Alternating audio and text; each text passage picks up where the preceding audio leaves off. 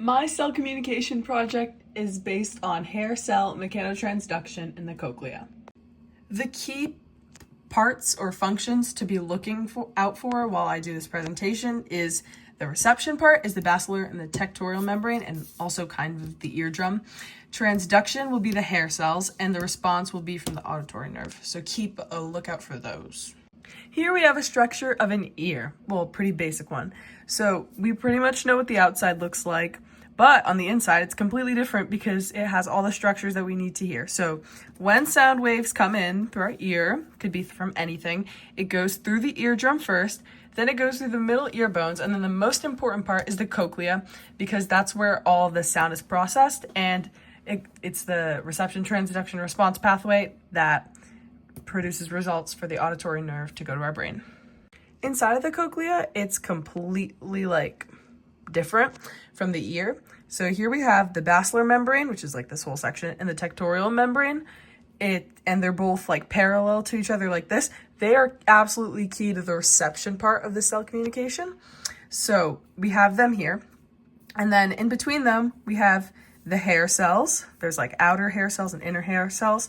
And on them, we have stereocilia, which we'll go into later in the video, what they mean, because they're very important. And underneath them, there are auditory nerve fibers that connect to the big auditory nerve that we saw in the bigger model. So let's go dive deeper into the hair cell and how that's important. Before we get into a deep dive of the hair cell and the transduction, here's what a hair cell would look like from above, as if you're looking at it through above the tectorial membrane. So the stereocilia are all around it, tiny hairs. They're hairs on the hair cell, which is really cool because you'd think a cell's so tiny. So yeah, there's the hair cell, and then there are little stereocilia.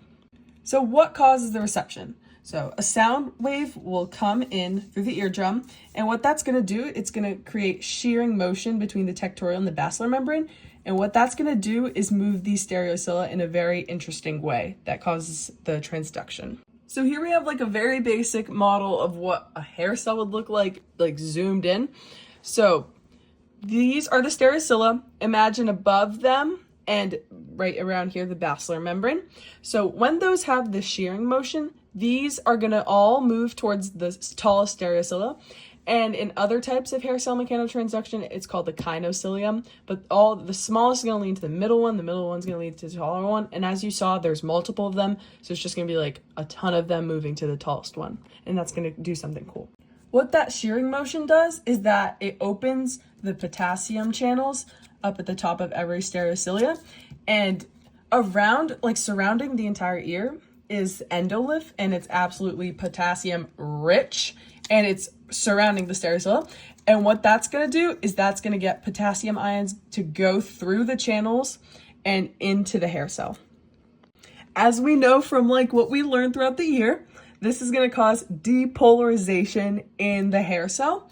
And what that's going to do is that's going to open these voltage gated ion channels. And what's going to come inside is going to be calcium ions. And wow, that's a lot of ions inside a cell. What that's going to do is that's going to cause the cell's membrane potential, which we also learn in class, to change. And that's going to cause something cool with the auditory nerve.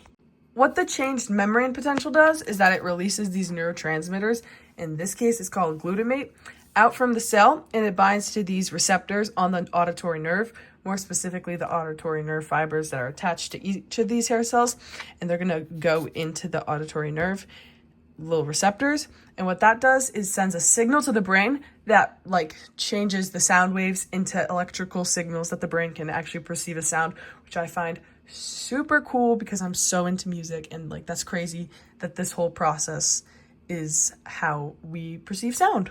Okay, a quick review of everything that we talked about, but keeping this special thing in mind. So for reception, the sound wave is going to come in through the ear, and the receptor is the eardrum, but most importantly, the inside the cochlea, the basilar membrane and the tectorial membrane. The shearing motion from them is going to start us in our transduction area, where the shear motion will move these to move to the tallest one, and then the potassium-rich endolymph, the potassium ions are going to come in, and then That's going to cause depolarization, so the calcium ions are going to come in. Then the membrane potential of the hair cell changes, and for response, neurotransmitters, which are called glutamates, release into the auditory nerve receptors for those neurotransmitters and sends an electrical signal to our brain.